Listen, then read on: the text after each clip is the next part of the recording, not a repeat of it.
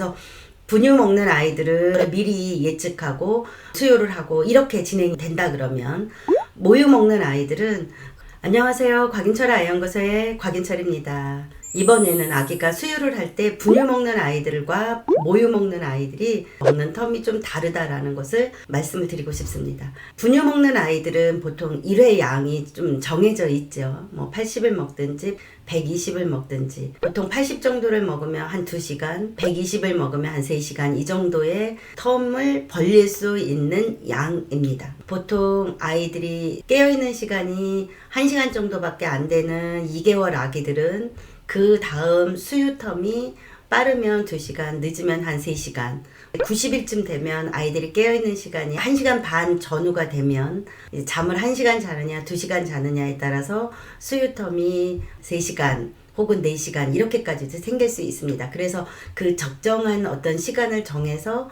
아이가 1회 먹는 양을 정할 수 있습니다. 사실 이 부분이 엄마들에게 굉장히 어려운가 봐요. 60일밖에 안 됐는데도 아이들 수유텀을 4시간으로 잡는 분들이 이제 가끔 보이더라고요. 4시간쯤 되려면 아이가 깨어있는 시간이 한 2시간은 되는 4개월 정도 되었을 때 수유텀을 4시간으로 가면 좋습니다. 모유 먹는 아이들은 먹고 놀고 자고 하루에 이 리듬이 뭐 3-4번 이 정도 이제 그 상황이 벌어지게 되겠죠. 모유 먹는 아이들은 낮잠을 어떻게 자느냐에 따라서 다시 수유텀이 빨리 오기도 하고 늦게 오기도 합니다. 그래서 보통 이제 모유 먹는 아이들 60일, 90일 아이들은 어떨 적에는 정말 2시간 반, 2시간 혹은 뭐 4시간 이 정도 이렇게 약간 등폭이 있게 먹어요. 그래서 분유 먹는 아이들은 그 전에 먹었던 양 대비 얘가 언제 먹으면 좋으냐 이거를 미리 예측하고 수유를 하고 이렇게 진행이 된다 그러면,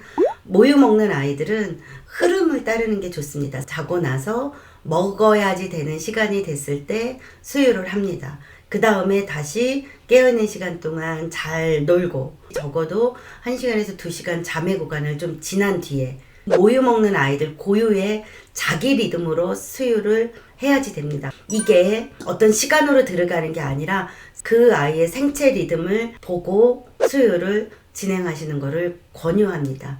모유에서 가장 초기에 범할 수 있는 어려움 중에 하나가 잠이 올 때 우는 울음과 배가 고픈 울음, 구별이 좀 어렵죠. 잠이 오는 구간에서 수유를 하면서 수유를 어렵다 이렇게 이야기하는 분들도 좀 많습니다. 그래서 초기에 모유하는 분들에게 꼭 제가 말씀드리는 게, 아이가 먹고 놀고 잠이 올 때 아기가 우는 울음과 정말 배가 고파서 먹고 싶어서 우는 울음하고는 구별이 되는데, 그거는 생체 리듬으로 관찰할 수 있으니까 그것을 구별해서 수유를 해라 이렇게 얘기를 드립니다.